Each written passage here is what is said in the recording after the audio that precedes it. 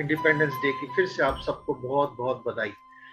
आज जो हम सेशन शुरू कर रहे हैं ये फ्लैग्स के ऊपर है, झंडे के ऊपर, हमारे राष्ट्रीय फ्लैग।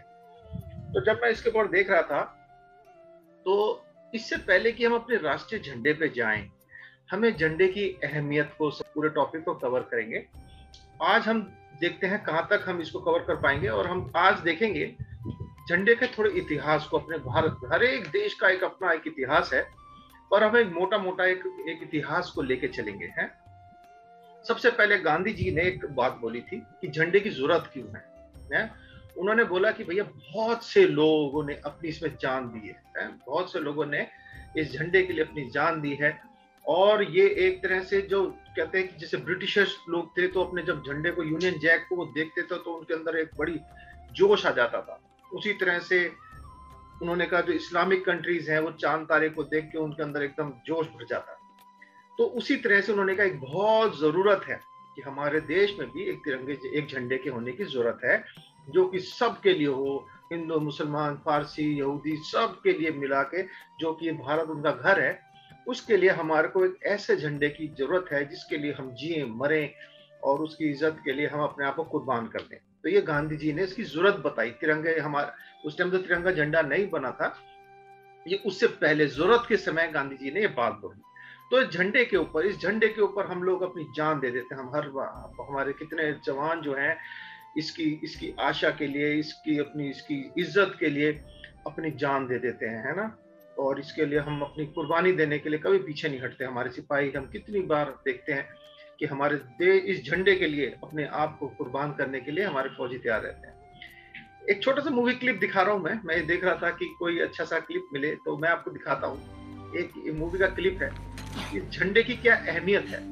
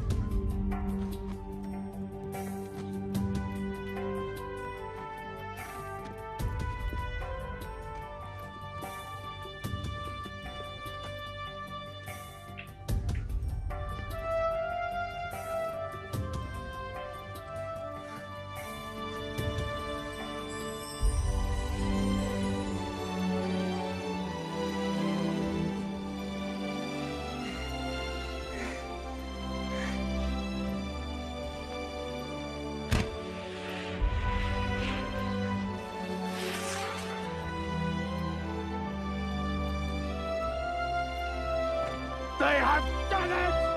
पहुंच गए हमारे लड़के, वहां पहुंच गए। तो हम देख रहे हैं कि एक झंडा, मतलब हम कहीं लहरा देते हैं तो इसका मतलब हमने फतेह पारा, जीत ली। जैसे हमारे कारगिल युद्ध में भी हमारे जब सिपाही, जब वो कारगिल टाइगर हिल पे जीत गए तो उन्होंने अपना झंडा लहराया, तो मतलब हमने विजय हासिल कर ली, ये मतलब अपना मिशन कंप्लीट कर दिया। तो ये झंडा लहरा देना मतलब हमने अपना फतेह प्राप्त कर ली। और ये हम देखते हैं कि एक बहुत ही हमारी देश की इज्जत का एक बहुत बड़ा, एक महान काम है। जब हमारी लड़ाई हुई पाकिस्तान के साथ, बल्कि जब पाकिस्तान ने हम पे अटैक किया और फिर हमने रिटेलिएट किया उस पे, तो हमारी सेना जो है लाहौर तक पहुंच गई, जो पाकिस्तान की उस टाइम राजधानी थी। राजधानी जैसा था, एक बड़ा शहर था लाहौर। अमृतसर से, जितना बॉर्डर से अमृतसर दूर है उतनी बॉर्डर से लाहौर दूर है, बिल्कुल नजदीक ही है दोनों देश, दोनों शहर, और दोनों कल्चर भी लगभग सेम है। तो वहां पे एक बरकी थाना था लाहौर में, वहां पे हमारा तिरंगा झंडा फहराया गया। और आप देख सकते हैं कि हमारे इंडियन आर्मी के सोल्जर्स वहां पे पहुंच गए। तो ये हमने एक तरह से दिखा दिया कि भैया ये हमारा, हमने ये भी हमारा हो, हम यहाँ तक पहुंच गए। तो एक बड़े हमारे विजय की और एक बड़ी इज्जत की एक बात यहाँ पे हम देखते हैं। और झंडे के लिए मरने जीने का एक जो वो है कि झंडा जो अगर हमने लहरा दिया तो उसके अंदर, हमारे अंदर ऐसा जुनून आ जाता है। एक और मैं आपको एक छोटा सा एक क्लिप दिखा रहा हूँ। एक मूवी है, पैट्रियट मूवी, इंग्लिश मूवी है वैसे तो, पर उसमें कैसे एक झंडे के लिए जब झंडा फहराया गया तो कैसे लोगों के अंदर दोबारा से हारते हारते जोश आ गया है, वो मैं आपको दिखाना चाह रहा था। तो आप इस थोड़ा सा वीडियो क्लिप को देखिए। ये लड़ाई है ब्रिटिशर्स की और अमेरिकन की, अमेरिका की आजादी की लड़ाई। जैसे हमने अपनी लड़ाई, आजादी की लड़ाई जीती, पर हमने बिना खड़क, बिना ढाल, है ना, बिना बिना वायलेंस के जीती। पर अंग्रेजों ने, अमेरिकन ने इसको लड़ के जीता है। तो ये देखते हैं हम कि कैसे उन्होंने इस लड़ाई को जीता। देखते हैं इस युद्ध में, देखिए झंडे का क्या रोल है।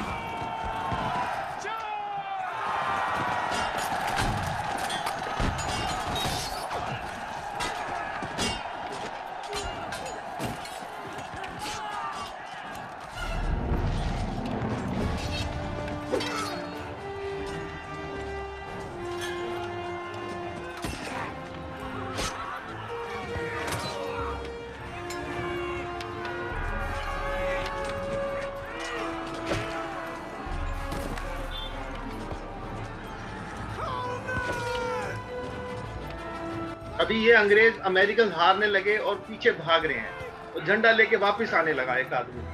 तो जो हमारे हीरो साहब हैं वो गए और उन्होंने उस झंडे को वापस आगे लेके गए, तो लोगों के अंदर दोबारा जोश आ गया है ना, वो देखना है।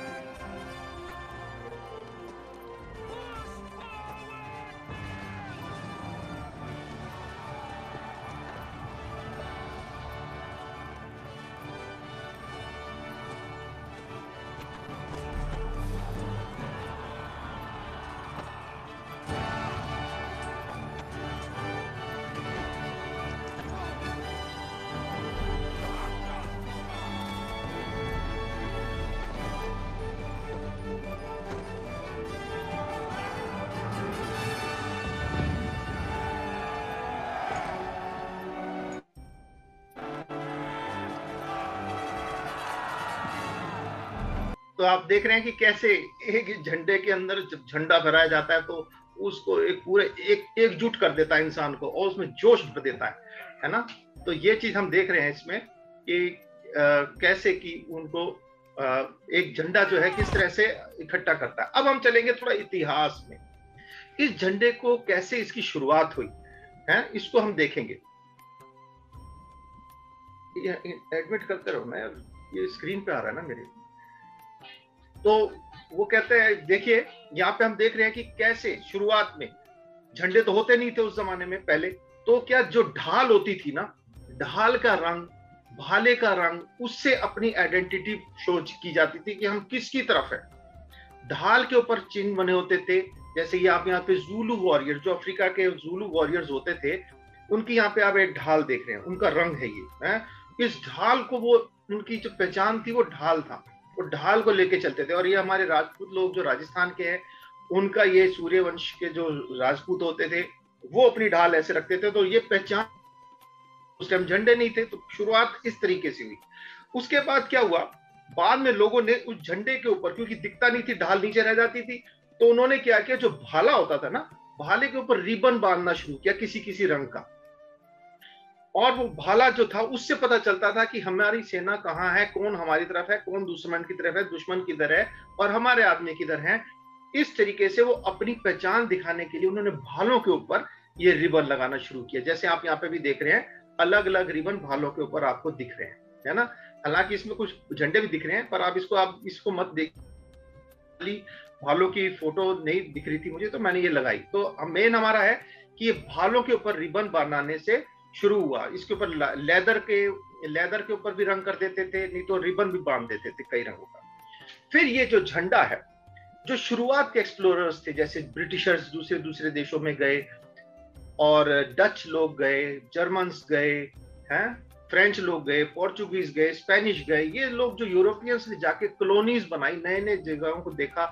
जैसे यहाँ पे आप देख रहे हैं कि स्पेनिश लोग जो है ये वहां पहुंचे हैं अमेरिका में, और रेड इंडियंस लोग उनके सामने वास्को डी ये कोलंबस के सामने, ये क्रिस्टोफर कोलंबस के सामने जाके उन्होंने, आप इस चित्र में आप देख रहे हैं कि किस तरह से अपने आप को थोड़ा हाई क्लास दिखाते हैं अंग्रेज लोग, यूरोपियंस। कैसे उन्होंने, फोटो है ये उस टाइम की, सही वो फोटोग्राफी तो है नहीं, फोटो बनाई गई है।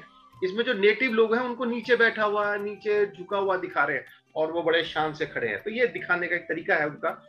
पर ये मेरा बताने का ये कि एक तरीके से चिन्ह दिखाते थे। जैसे यहाँ पे ये पूरी फोटो आ रही है मेरी, इसे नहीं, ये आप सबको दिख रही है पूरी फोटो? मेरी स्क्रीन में कट रही है इसलिए मैं बोल रहा हूँ।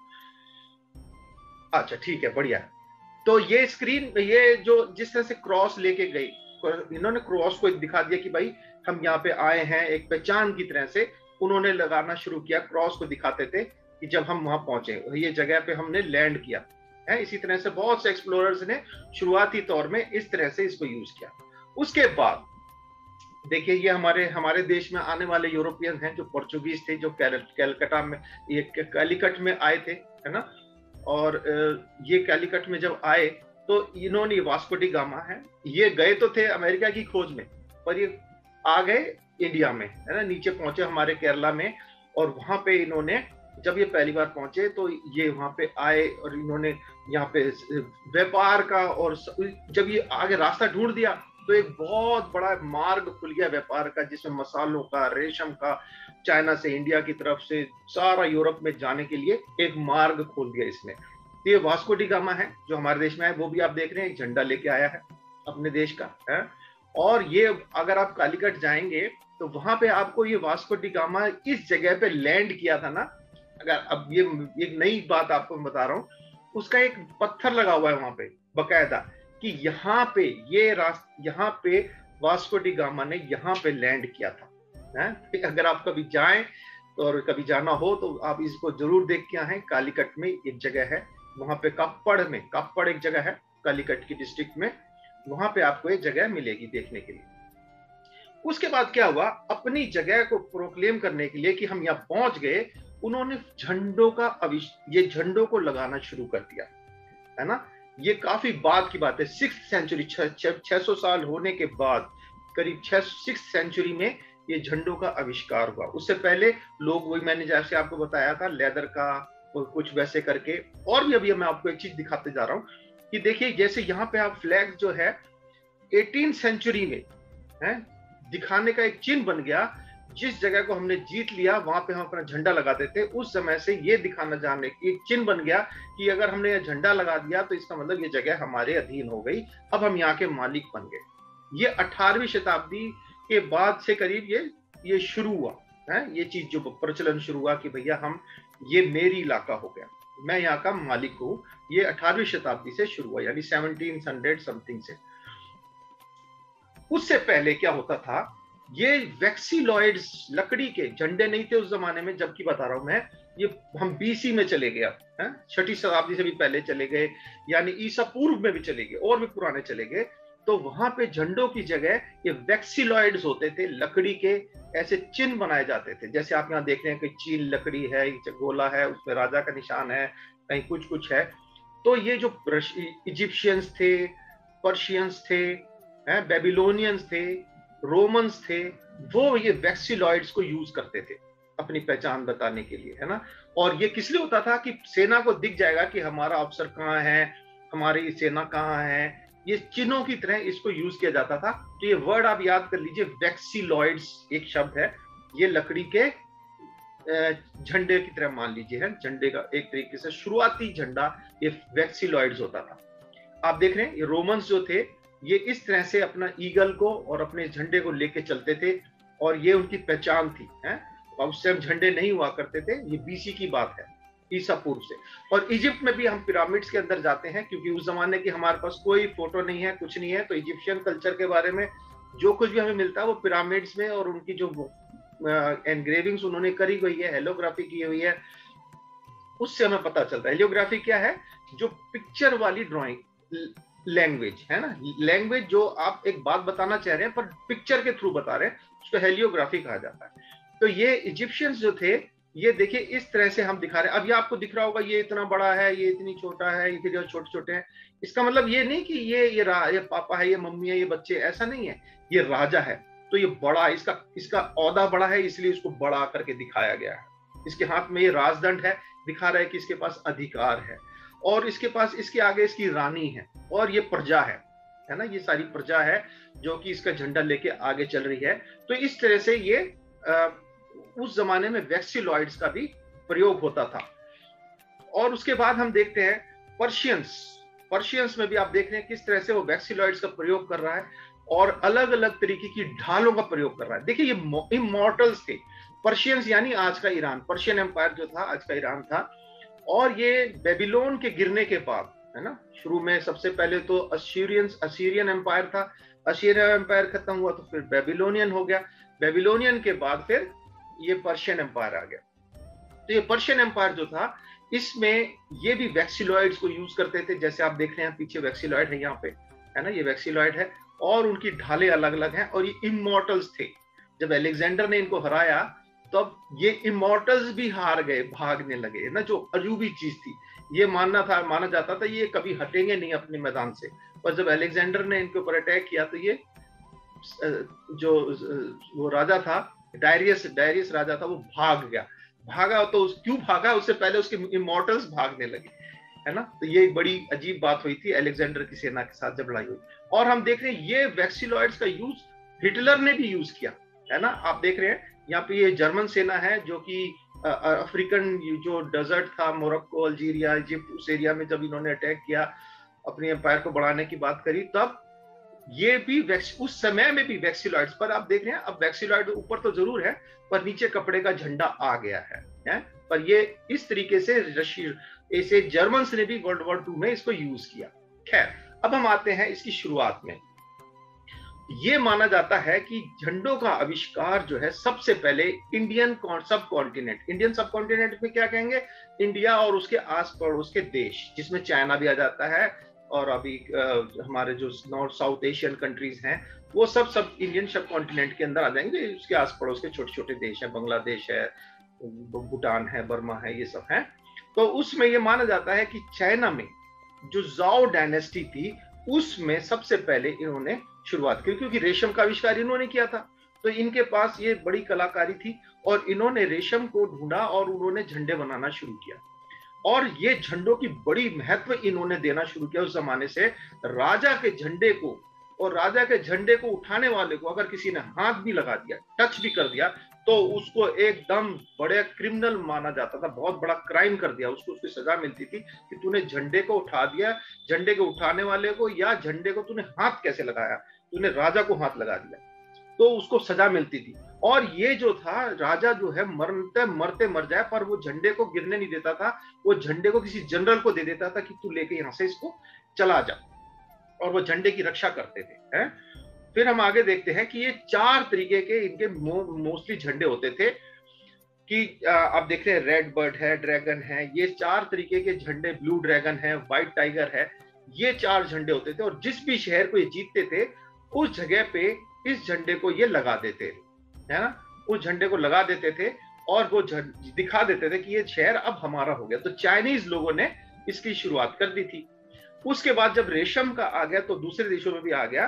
तब ये 6th सेंचुरी, जैसे मैंने आपको पहले बताया, 600 साल के बाद, यानी अभी 2000 चल रहा है, तो जब 600 साल थे उस समय में, यानी 500 के आसपास से शुरू कर दिए, 500 से लेके 600 के बीच में, फिर उसे 6th सेंचुरी बोलेंगे। तो उस सेंचुरी में ये वैक्सीलॉइड्स की जगह अब झंडों ने ले ली। ठीक है, तो ये झंडे कोई ऐसा नहीं है कि शुरुआत से चले आ रहे हैं, पर हमारे देश में इसके बारे में बड़ा जबरदस्त इतिहास है, मैं अभी आपको आगे दिखाऊंगा। पर अभी तक हमने आपको ये दिखाया कि 6th सेंचुरी से माना जाता है कि ये झंडे शुरू हुए।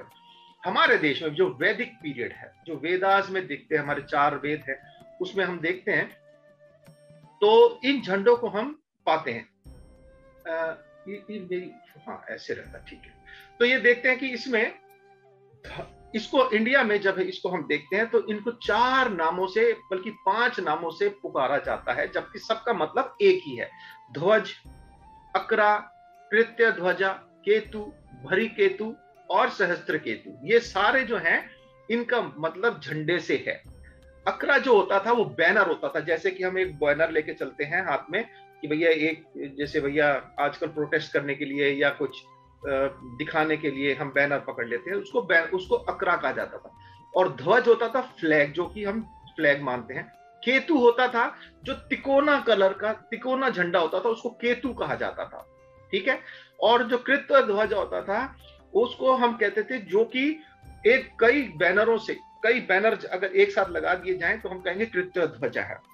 और भर केतु होता था बड़ा झंडा, जैसा आप यहाँ देख रहे हैं, ये कर्ण की फोटो है और उसका एक बड़ा सा झंडा है, तो हम कहेंगे भैया ये बरहा केतु है, बरहत केतु है, ठीक है। ये हमारे देश में देख लिए वैदिक टाइम से ये झंडों का प्रचलन था।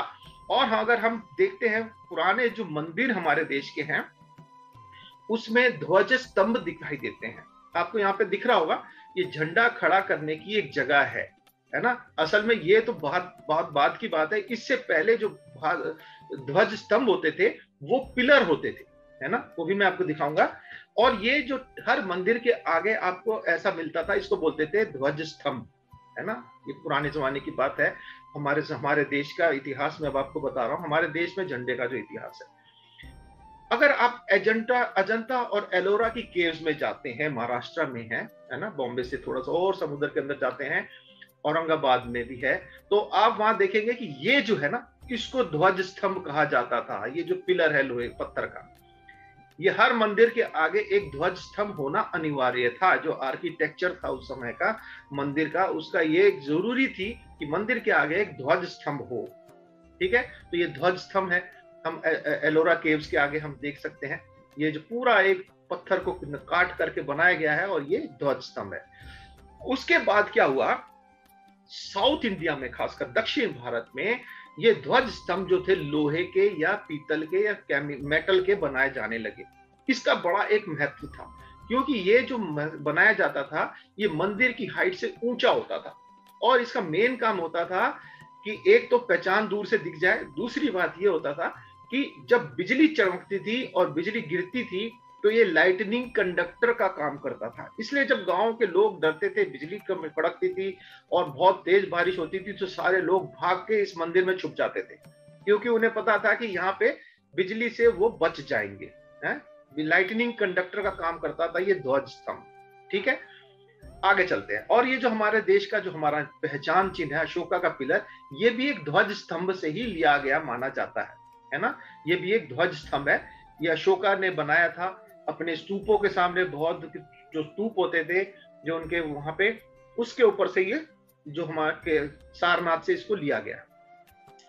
एक शब्द और मैंने आपको बताया था, सहस्त्र केतु। जैसे एक राजा बहुत बड़ा, भाई सहस्त्र केतु राजा है ये, तो वो कौन होगा जिसने मतलब 1000 झंडे उसके नीचे हैं, यानी उसने 1000 देशों को, 1000 इलाके को जीत लिया। 1000 झंडों को जीतने के बाद उसको ये उपाधि मिलती थी कि ये सहस्त्र केतु राजा है।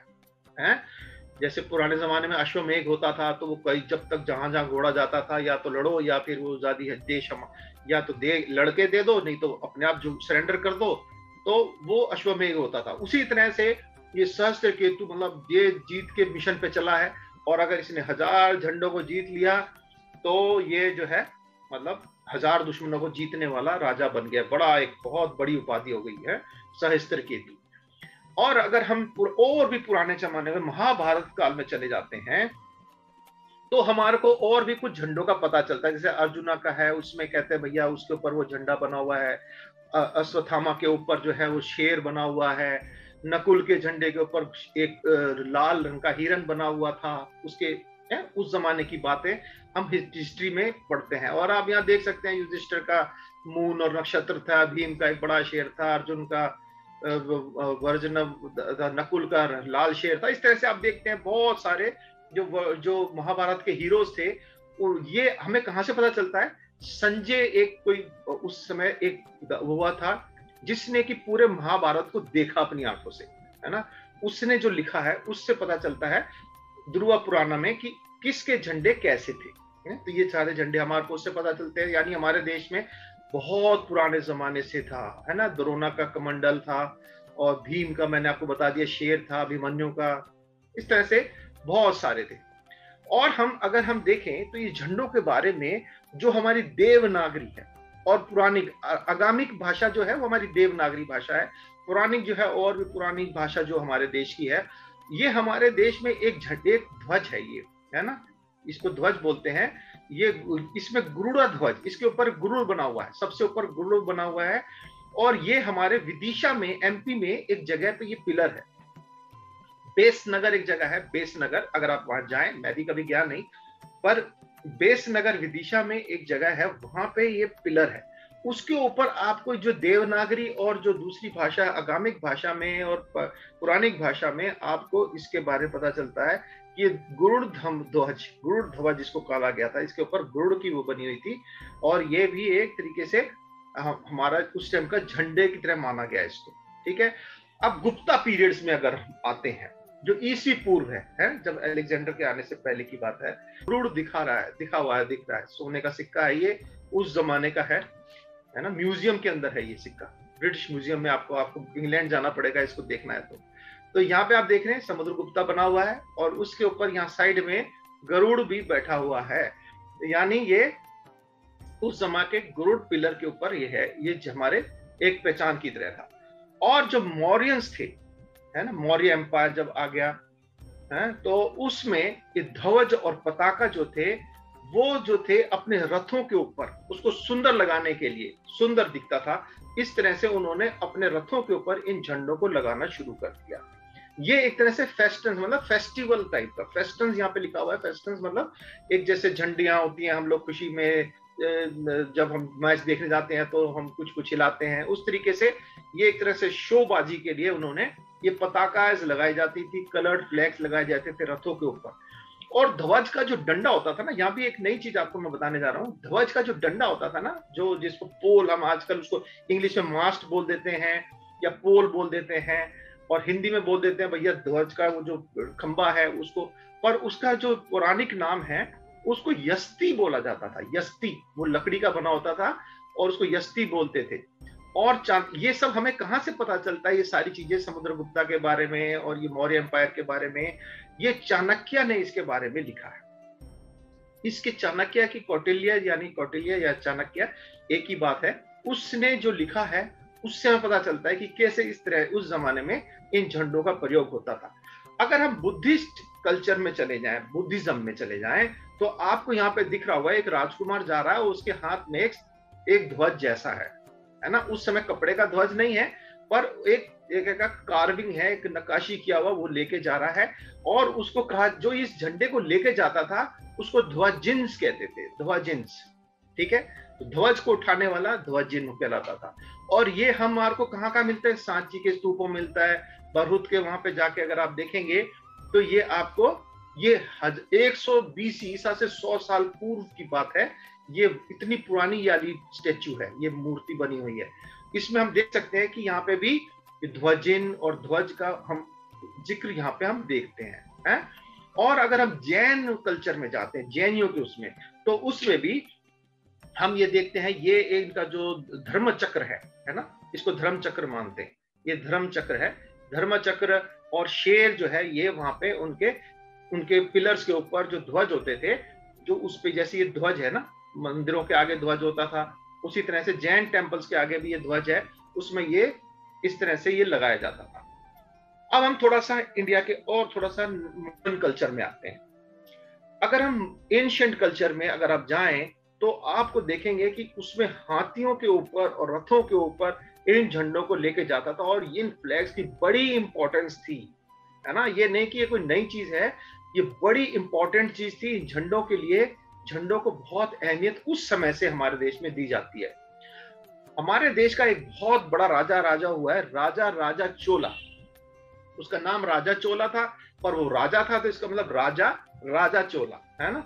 और उसने बहुत बड़ा नेवी का इसका एम्पायर था, नेवी इसके पर बहुत स्ट्रांग थी। आज का जो हमारा तमिलनाडु, केरला और आंध्रा का जो नीचे वाला सारा हिस्सा जो है, ये सारा इसके एम्पायर में था।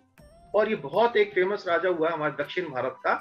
और इसका जो झंडा था ट्रायंगुलर था, आप देख रहे हैं इसके हाथ में, उसमें एक शेर बना हुआ है, ये इसके जमाने का झंडा था, राजा चोला का, है ना।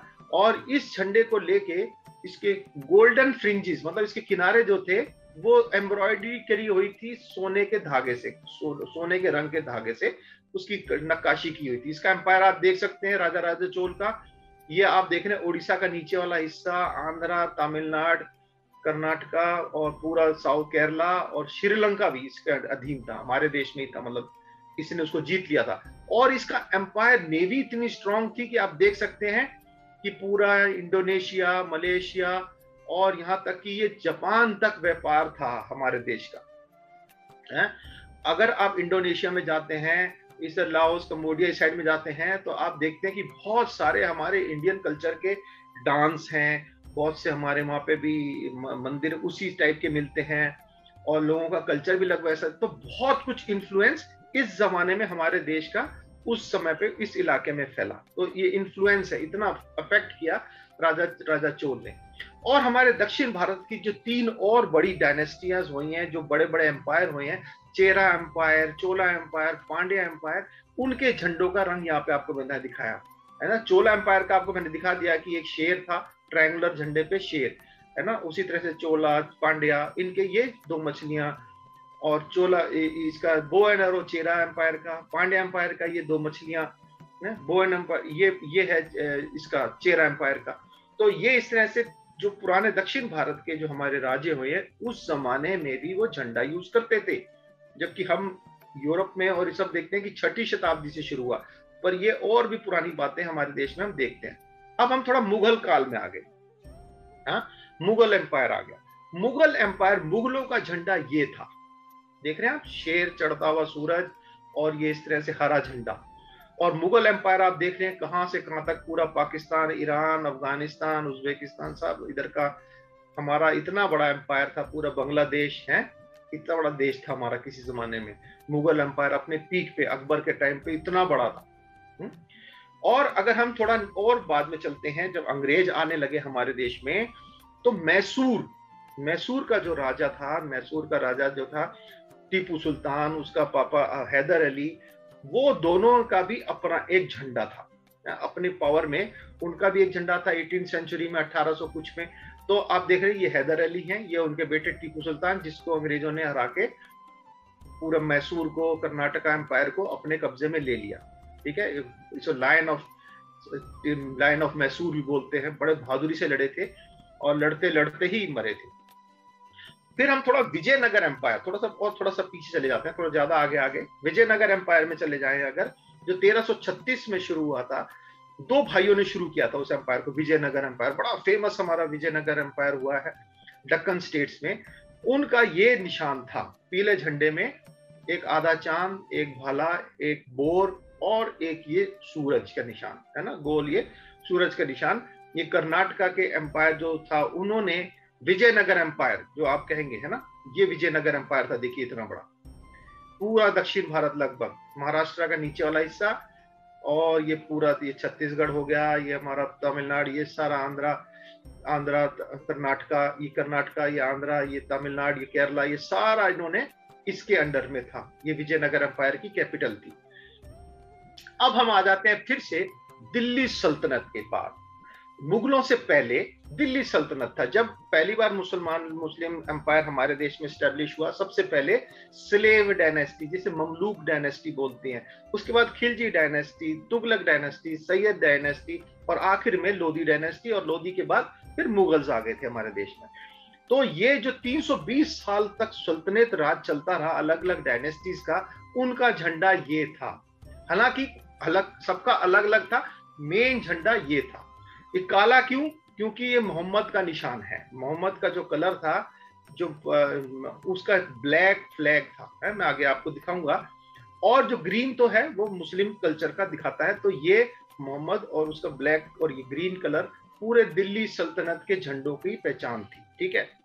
और हमारे जो राजपूत थे, जो राजस्थान के, वो अपने झंडों पे सूरज, उगता हुआ सूरज लगाते थे, है ना, सूरज अपनी फुल पावर में। 6वीं शताब्दी से लेके और 20वीं शताब्दी तक ये चलता रहा, जब तक कि हमारे देश के अपना तिरंगा झंडा और पूरा देश इकट्ठा नहीं हो गया, एकीकरण नहीं हो गया आजादी के बाद, तब तक ये निशान राजपूतों का बना रहा। ठीक है, इसको भी आप ध्यान रखने देंगे। और ये जो ये सिर्फ हमारे देश का नहीं, पाकिस्तान तक जो हमारे, जो राजस्थान के जो उधर को जाओ तो आधा उधर तक हमारे राजपूतों का वो था इलाका, और वो पूरा उसमें ये चिन्ह चलता था। और ये कुतुब शाही, आप कहेंगे इसमें कोई फोटो नहीं दिख रही, ये जो आपको स्काई ब्लू कलर दिख रहा है यही झंडा है। ये स्काई ब्लू कलर जो है ये झंडा है कुतुब शाही, जो दक्कन के यानी आज का हैदराबाद जो है, और गोलकुंडा फोर्ट जो उनका गढ़ था जिसमें वो रहते थे, ये पूरा इलाका जो है उसको कुतुब शाही एम्पायर यानी दक्कन का एम्पायर कहा जाता था। उसमें कुतुब शाही राजा लोग राज करते थे, है ना। और उनका फ्लैग इस कलर का था, स्काई ब्लू कलर का है। गोलकुंडा फोर्ट आप ये देख रहे हैं, ये गोलकुंडा फोर्ट है। बड़ा कुदरत का ये आर्किटेक्चर का एक कारनामा है। अब ये इसकी हालत बड़ी खराब दिख रही है आपको, पर ये लाजवाब आर्किटेक्चर का एक नमूना है। अगर आपको मौका मिले आप जरूर जाइए। इसकी एक बात बहुत खासियत है, इसके जो मेन एंट्रेंस है यहाँ से, वहां से अगर आप ताली बजाते हैं तो ऊपर टॉप में जो कि बिल्कुल हाइट के ऊपर रानी का राजा का जो महल है वहां पे सुनाई देती है। आप धीरे से ताली बजाइए यहाँ पे, वहां सुनाई देगा। अगर यहाँ पे आपको कुछ मैसेज कन्वे करना है, इस तरह से बिल्डिंग्स को एंगल दिया गया है कि आवाज जो है सीधा वहां पहुंचती है, गूंज उसकी, है ना। इतना उन्होंने, ये कमाल है कुदरत का। और अब ये कहां तक सच है मुझे पता नहीं, पर कहते हैं कि पानी भी ऐसे पंप किया जाता था यहाँ पे, नीचे से ऊपर पानी चला जाता था बिना पंप के, सिर्फ फ्लो के। ऐसे फ्लो आता था पानी, जब ऐसे ढलान में आएगा तो ऊपर चढ़ेगा, थोड़ा ऊपर चढ़ेगा, फिर वो जब फिर उसको उतना ऊपर चढ़ा देंगे, फिर नीचे गिराएंगे, फिर थोड़ा सा ऊपर चढ़ा देंगे। तो इस तरह से कर करके पानी को ऊपर ले जाया जाता था। अब इसको आप चेक कर सकते हैं। वास्तव में मैंने जहां तक सुना, मैं आपको बता रहा हूं, क्या पता ऐसा ना भी हो। तो मेन बात इसकी, गोलकुंडा फोर्ट जो है ये एक बहुत खूबसूरत, ये दक्कन का एक जो दक्कन एम्पायर था, जो कि कुतुब शाही राजा थे, उनका ये इलाका था। अब हम आ जाते हैं थोड़ा मराठास के ऊपर, है मराठा एम्पायर। जो आज का मराठा एम्पायर था वो पहले कुछ भी नहीं था। ये दक्कन के जो राजा थे, जो सुल्तान मैंने आपको बताया कुतुब शाही राजा थे, उनके यहाँ सोल्जर्स का काम करते थे, सिपाही थे उनकी आर्मी में।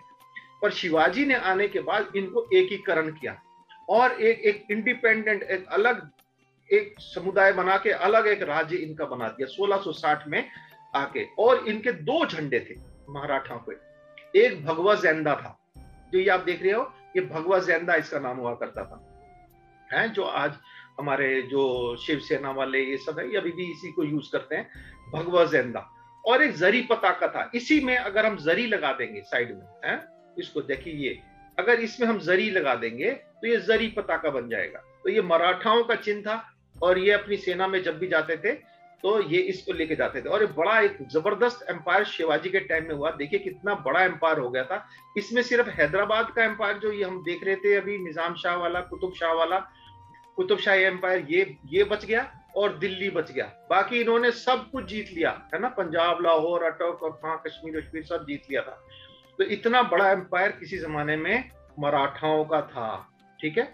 इसलिए आपको जब बोला जाता है कि भैया कानपुर में नाना साहब जो थे वो मराठा थे, तो हमें बड़ा अजीब सा लगता है कि कानपुर में मराठा कहाँ से आ गए। पर आप देखिए इनका एम्पायर झांसी, प्रयागराज, ग्वालियर, आगरा सब पूरा इनके अंडर आ गया था। इसलिए बहुत बड़ा एम्पायर था इनका, मराठाओं का। अब हम आते हैं फिर थोड़ा सा नीचे, मुगलों के बाद, मुगलों के जमाने में ही सिख एम्पायर के ऊपर। महाराजा रणजीत सिंह के टाइम में सबसे ऊपर चला, और महाराजा रणजीत सिंह ने ये जो उनका झंडा था, ये आप झंडा देख रहे हैं शुरुआत में, ये इन्होंने ये वाला झंडा चलाया है। हालांकि गुरु गोविंद सिंह ने, ये आप ब्लू टर्बन देख रहे हैं ना, ये निहंग सरदार है, निहंग, ये लड़ने आज भी यही नीले कपड़े पहनते हैं। आपको ये नीले कपड़े वाले जो दिख रहे हैं ये निहंग है। ये तो था सिख एम्पायर का फ्लैग, जो रणजीत सिंह ने, महाराजा रणजीत सिंह ने जो झंडा बनाया। पर ये झंडा जो है ये गुरु गोविंद सिंह ने बनाया, और इसी को तो बाद में चल के कुछ लोग ये भी यूज करते हैं। दोनों झंडे आजकल यूज होते हैं गुरुद्वारों के ऊपर। याला जो निहंग सरदार है वो अभी भी ये ब्लू झंडा लेके चलते हैं, ठीक है। तो ये हमारे देश में सिखों के पास भी फ्लैग थे। अब हम चलते हैं थोड़ा मुसलमान, जो कि मुस्लिम कंट्री, जब पैगंबर मोहम्मद के उसके जमाने में चलते हैं थोड़ा सा। है। ये कब से हुआ, यानी 746 ईस्वी में, 600 कुछ में मोहम्मद जी संसार में उनका बताया जाता आते आए और उन्होंने इस्लामिक धर्म का एस्टैब्लिशमेंट किया। तो उनका ये आप कह रहे हैं कि ब्लैक है, क्या है, कुछ है, ये मोहम्मद का झंडा है, ये फ्लैग ऑफ अब्बासिद। अब मैं आपको बता दूं, जब मोहम्मद की डेथ हुई तो उसके बाद जो थे इस्लाम जो है कई गुटों में बट गया, है ना। कोई अब्बासिद हो गया, और आगे देखिए यहाँ पे ये हो गया, कोई उमाइद्स हो गया, कोई खिरजाइद्स हो गया, कोई फातिमाइद्स हो गया, फातिमा जो उनकी कोई बेटी थी, या कोई इस तरह से अलग अलग कलर के फ्लैग बन गए। पर मोहम्मद का अपना एक फ्लैग था जो कि काला कलर का फ्लैग था। इसका मतलब ये प्रॉफिट का कलर था, प्रॉफिट का, और इसका कलर ऑफ वेंजेंस यानी बदला लेने वाला कलर है। तो ब्लैक झंडा जो है आज भी आप देखेंगे ISIS वाले काला झंडा लेके चलते हैं, बदला लेने वाला है, बड़ा खतरनाक चीज है। तो black was used by the Abbasids, Abbasid लोगों ने इसको शुरुआत करी। उसके बाद उमाइद्स में बट गया, खरजाइद्स में बच गया, फातिमाइद्स में बच गया, मैंने आपको बताया। और ज्यादातर जो इस्लामिक कंट्रीज हैं वो इस फातिमाइद फ्लैग के अंदर अपने आप को मानते हैं। इसी के अंदर अलग अलग चीजें और उन्होंने ऐड करके इसको इस्लाम का एक कलर बन गया। तो जब भी ये ग्रीन कलर, इस्लामिक कलर, ये फातिमाइद डायनेस्टी के बाद से ये बन गया। और ये जो था टर्किश लोग, जो तुर्क थे, ऑटोमन्स जिनको बोलते थे, आज का टर्की के लोगों को ऑटोमन्स बोला जाता था। ऑटोमन एम्पायर बहुत जबरदस्त एम्पायर हुआ है, जिसने कि पूरे मुस्लिम कंट्रीज को जीत के एकजुट कर दिया था, है ना। उसके बाद जब वर्ल्ड वॉर 2 के बाद फिर जब ऑटोमन एम्पायर टूटने लगा, तब ये सारे कंट्री, सऊदी अरेबिया और सारी जो छोटे छोटे इराक, ईरान, ये सब कंट्रीज को जो, और इजराइल, लेबनान, सीरिया, ये सब बाद में इन्होंने जॉर्डन, ऑटोमन एम्पायर को तोड़ के ऐसे बना दिया गया। और ये कहा जाता है, ये जो ऑटोमन एम्पायर का जो फ्लैग था, देखिए ये फोटो मैं दिखा रहा हूं आपको कि ये उस जमाने में यूज किया गया ऑटोमन एम्पायर में, पर असली जो फ्लैग था वो हमारे पास कहीं नहीं है। वो बताया जाता है, ये कहा जाता है, उनकी ट्रेडिशन में है, इस्लामिक ट्रेडिशन में ये कहा जाता है कि जो मोहम्मद की वाइफ के जो टेंट था ना, मोहम्मद जी का जो टेंट था, उसके अंदर एक पर्दा था, वो आयशा का था, है। ओरिजिनली बीन डोर कर्टन, एक कर्टन था, मोहम्मद की वाइफ जो आयशा थी उनके कमरे का पर्दा था, उसको उन्होंने झंडा बनाया था और उसका नाम रखा था संजक ए शरीफ। संजक ए शरीफ को लेके वो उस झंडे को लेके जाते थे। मोहम्मद के फॉलोअर्स जब भी लड़ाई में जाते थे तो उस संजक और शरीफ को, यानी मोहम्मद की वाइफ जो आयशा थी, उसके जो टेंट का जो पर्दा था उसको लेके एक झंडे की तरह से जाते थे, है। तो ये एक हिस्ट्री आप देख रहे हैं इस्लाम की। फिर जब इस्लाम पूरे उसमें फैल गया तो यूरोप के देशों को लगा कि यरूशलेम जो है वो तो यहूदियों का, जीसस क्राइस्ट का बर्थ प्लेस है, वहां पे ये इस्लाम धर्म कैसे आ गया, हमें उस जगह को लिबरेट करना है। और हमें इस्लाम से ही नहीं लिबरेट करना, हमें इन ज्यूज से भी इसको लिबरेट करना है, क्योंकि ये ज्यूज थे जिन्होंने जीसस क्राइस्ट को मारा। तो उन्होंने क्या किया, क्रूसेड्स भेजे, है ना, क्रूसेड्स, क्रूस को सामने, क्रॉस को सामने रख के वो जाते थे लड़ने के लिए। 3 बार वो इस एरिया में आए, 3 क्रूसेड्स हुए, जिसमें ये इस तरह से अपने साथ ये वैक्सिलॉइड्स और इस तरह से हेराल्ड्स, इसको बोलते हैं हेराल्ड्स, हेराल्डिक बैनर्स हैं, बैनर्स हैं। इस टाइम झंडे नहीं है आपको दिख रहे, ये हेराल्डिक बैनर्स हैं। और ये यूरोप से इस इलाके में आए तो इनको क्रूसेडर्स कहते हैं। इन बैनर्स हैं, आप इसको देख रहे हैं कि ये भी उस जमाने में ये भी एक तरीके से फ्लैग्स का इस तरह से प्रयोग किया गया। हालांकि क्रूसेडर्स फिर वापस गए हार के, और जीता फिर हार गए, फिर जीता फिर हार गए, मतलब इस तरह से चलता रहा। तो फिर और हम देखते हैं तो बेमतलब की मार काट, बेमतलब का खून खराबा हुआ, अल्टीमेटली कुछ भी नहीं मिला। फिर हम आते हैं अब थोड़ा यूरोप की तरफ। अब आपका जो मेन इंग्लैंड है ना, अब आपको मैं अगर कहूँ जी इंग्लैंड, तो आप कहोगे वो तो यूनियन जैक लगाता है, पर यूनियन जैक कैसा है, उसमें 3 देश मिलके बनता है ना, नॉर्दर्न आयरलैंड, स्कॉटलैंड और इंग्लैंड, है। तो इंग्लैंड जो अलग इंग्लैंड है उसका झंडा ये है, एक व्हाइट फ्लैग और उस पर ये क्रॉस, है।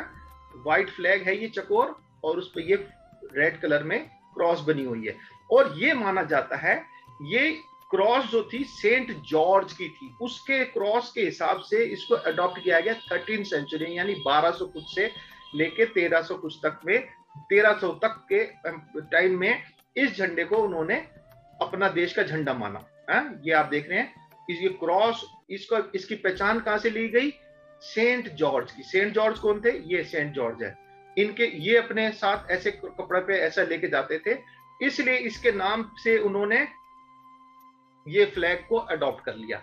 और इसी समय में और भी दूसरे जगहों पे, जैसे कि आपको मैं बताऊं, यूरोप में बहुत सारे ये नाइट्स का टाइम प्रचलन शुरू हुआ। नाइट्स मतलब ये योद्धा होते थे जो कि बड़े आलीशान और बड़े हाई फैमिली से बिलोंग करते थे और अपनी योद्धा के लिए बड़े फेमस थे, लड़ाइयों के लिए फेमस होते थे। और जब ये लड़ाइयां जीतते थे, इनको बैनर्स मिलते थे, शील्ड्स मिलती थी, इनके हेलमेट लोहे के होते थे और इनको बहुत आदर मिलता था यूरोप में उस जमाने में, है ना। ये नाइट की पदवी मिली हुई है। आज भी अगर हम किसी को नाइट की उपाधि दी जाती है आज भी इंग्लैंड में, तो बड़ी उसको इज्जत की बात हो जाती है कि भाई इसको नाइट की उपाधि मिली है। तो ये भी उस जमाने में अपने साथ झंडे को या अपने बैनर को, उस झंडे से पता चल जाता था, उसकी शील्ड से पता चल जाता था कि ये कौन सी फैमिली से बिलोंग करता है, कौन सी फैमिली का नाइट है। तो ये भी हम देखते हैं। और अगर उसी जमाने में स्ट्रीमर्स होते थे जहाजों के अंदर, झंडों की बात हम कर रहे हैं, तो झंडे जो हैं ये स्ट्रीमर्स जो होते थे, ये आप देखिए कितने बड़े बड़े, ये नेवी में यूज होते थे, पानी के जहाजों में यूज होते थे। इनकी लंबाई चौड़ाई बहुत ज्यादा, 18 फीट लंबे हैं और 24 फीट लंबे हैं, 18 फीट चौड़े हैं। इतने लंबे लंबे जहाजों के ऊपर इनको बांध दिया जाता था कि ये लहराते रहे दूर से, है ना। ये सिर्फ नेवी में ही यूज होते थे, नॉर्मल यूज में नहीं होते थे। स्ट्रीमर्स कहा जाता था इन्हें। आज के जमाने में इन्हें पेंडेंट्स भी कह देते हैं। आप देख रहे हैं कितने लंबे हैं, बहुत लंबे, हवा में ऐसे लहराते रहते थे।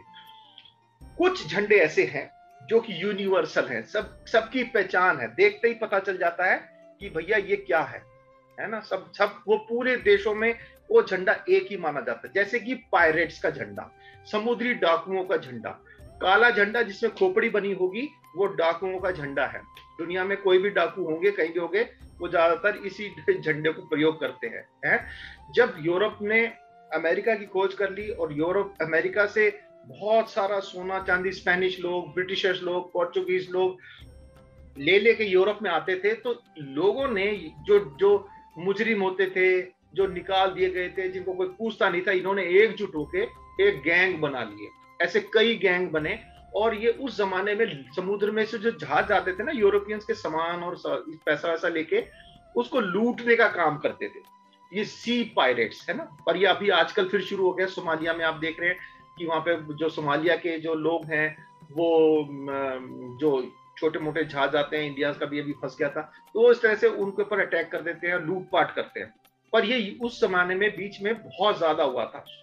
और एक बड़ा फेमस है, जैसे आप यहाँ देख रहे हैं, ये कैसे डाकू लोग जो है उनके ऊपर अटैक कर दिया है। ये एडवर्ड टीच, जिसको ब्लैक बियर्ड, आपने कई मूवियां भी देखी होंगी इसके नाम से, ये बड़ा फेमस एक पायरेट हुआ है ब्लैक बियर्ड के नाम से।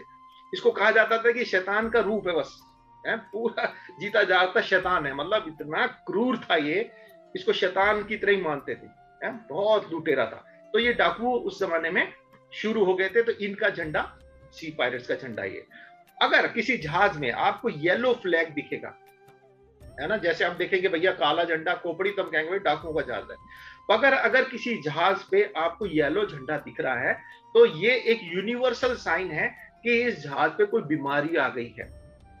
इस जहाज में कोई बीमारी ऐसी आ गई है, जैसे येलो फीवर आ गया है, कोरोना आ गया है, या कोई चेचक आ गया है, या जैसे आज के जमाने में कोविड आ गया है, तो हम कहेंगे कि भैया इस जहाज को क्वारंटीन कर दो, इसको समुद्र में ही रहने दो, तट पे नहीं आने दो, ये दूर ही रहेगा जब तक कि वो ठीक ठाक सारे क्वारंटीन हो जाते हैं, उनका सब पता चल जाता है, अब किसी के टेस्ट के बाद सब ठीक है, तब तक वो पानी के अंदर दूर ही रहेंगे। तो ये येलो फ्लैग एक निशान है इन्फेक्शियस डिजीज का, कि इस जहाज पे बहुत सारी कोई ऐसी बीमारी आ गई है जिसके जो फैलने का डर है, इसलिए वो अपने आप को खुद ही बता रहे, भाई हमारे अंदर बीमारी है, आप हमारे नजदीक ना आए, है ना, बता रहे हैं हमें हेल्प की जरूरत है, पर आप हमसे दूर रहें। और एक व्हाइट फ्लैग, ये तो आप सब जानते ही हैं, व्हाइट फ्लैग भैया झंडा में लहरा दिया। जैसे आप यहाँ देखते हैं वर्ल्ड वॉर 2 का एक सीन है, एक जर्मन सोल्जर है हैंड्स अप करके व्हाइट फ्लैग लेके आ रहा है, और अमेरिकन सोल्जर यहाँ से देख रहा है उसको, तो ये कह रहा है कि मैंने सरेंडर कर दिया है, मैं हार मान चुका हूं, मुझे मत मारो, मैं गिव अप करता हूं, है ना, सरेंडर का साइन है व्हाइट फ्लैग। और रेड फ्लैग सबको मालूम है डेंजर का निशान है कि भैया ये मतलब यहाँ खतरा है, आप यहाँ ना जाएं। यहाँ पे लिखा हुआ है नो स्विमिंग डेंजर, यहाँ पे शार्क होगी या कुछ और खतरा होगा या जेलीफिश होगी पॉइजन वाली, कुछ भी होगा, पर यहाँ पे उन्होंने मना किया हुआ है कि आप यहाँ स्विमिंग ना करें, खतरा है, लाल से निशान। जैसे फायरिंग भी होती है, जब फायरिंग का निशान फायरिंग करती है फौज, तो दोनों साइड में रेड फ्लैग लगा देते हैं कि इस एरिया से इस एरिया के बीच में कोई ना आए, ये यहाँ पे फायरिंग चल रही है। तो ये इस तरह से हम देखते हैं कि ये फ्लैग का ये हम देख रहे हैं। और कम्युनिकेशन में भी फ्लैग्स का बड़ा रोल है। कम्युनिकेशन में अगर आप नेवी में जाएंगे तो जहाजों से जब दूर दूर जहाज को सिग्नल देना होता है, तो आप ये देख रहे हैं सबके ABCD बना हुआ है, 1 2 3 4 भी बना हुआ है, और ये सब लाइन से लगे हुए हैं। इस आदमी का काम यही है कि सब ABCD के हिसाब से सब झंडों को लगा दे, कि अगर आपको किसी को बोलना है भैया बाबू, बोलना है कि भैया बाबू है यहाँ पे, तो BA तो एक बार लाल झंडा दिखाएगा, एक बार येलो झंडा दिखाएगा, है इस 2 बार ऐसे दिखाएगा तो वो बन जाएगा, तो वो अगले दूर वाला समझ जाएगा ये क्या कहना चाह रहा है? तो ये अलग अलग अल्फाबेट्स के हिसाब से नेवी में झंडों का प्रयोग किया जाता है मैसेज कन्वे करने के लिए, एक जहाज से दूसरे जहाज को मैसेज कन्वे करने के लिए, ताकि कोई इंटरसेप्ट ना कर पाए ना। अगर आप उसको मोर्स कोड में देंगे या फोन से कुछ करेंगे तो वो इंटरसेप्ट हो सकता है, पर ये आप आमने सामने हैं, आप एक दूसरे को बिना किसी को देखे सुनाए, आप झंडों से ही एक दूसरे को मैसेज कन्वे कर सकते हैं। तो ये एक सीक्रेट तरीके का मैसेज देने का तरीका है, पर ये उसी टाइम कामयाब है जब आप एक दूसरे को देख सकते हैं, ठीक है। और एक और कॉमन एक बड़ा पहचान है कि भैया अगर झंडा हाफ मास्ट में, दुनिया में किसी भी देश में चले जाएं, अगर वहां का कोई प्रधानमंत्री, कोई बड़ा नेता, कोई बहुत बड़ी ऐसी दुर्घटना उस देश में हो जाती है, कोई राष्ट्रपति की डेथ हो जाती है, प्राइम मिनिस्टर की डेथ हो जाती है, या किसी और बड़े ऐसे आदमी की डेथ हो जाती है, तो पूरा देश जब उसका दुख मनाता है, शोक मनाता है, तो झंडा हाफ मास्ट कहलाता है। इसको बोलते हैं हाफ मास्ट। इस झंडे को बोला जाता है, डंडे को बोलते हैं मास्ट, और हाफ मास्ट यानी झंडा आधे डंडे पे रहेगा, है। तो ये मतलब अभी देश शोक की स्थिति में चल रहा है। अगर आप अमेरिका में चले जाएंगे, कनाडा में चले जाएंगे, कहीं भी चले जाएंगे, अगर कुछ देश में कोई ऐसी दुर्घटना हुई है तो वो झंडा हाफ मास्ट पे लाएंगे, और ये यूनिवर्सल साइन है कि भाई इस देश में अभी कोई दुख हुआ है, ये लोग दुख में से गुजर रहे हैं, है? तो और आखिर में हम आज यहाँ तक देखते हैं कि फिर हम देखते हैं फ्लैग्स जो थे, इनकी शुरुआत में ये हुआ, ये एक तरह से एक दूसरे को सिग्नल, लड़ाइयों में सिग्नल देने का होता था कि तुम इधर से चलो, तुम उधर से जाओ, तुम पीछे हट जाओ, तुम आगे बढ़ जाओ, इस तरह से होता था। और कि एकजुट बना के भी रखना, लोगों को, अपनी सेना को एकजुट बना के रखना, ये इस तरह से इसको प्रयोग में किया जाता था।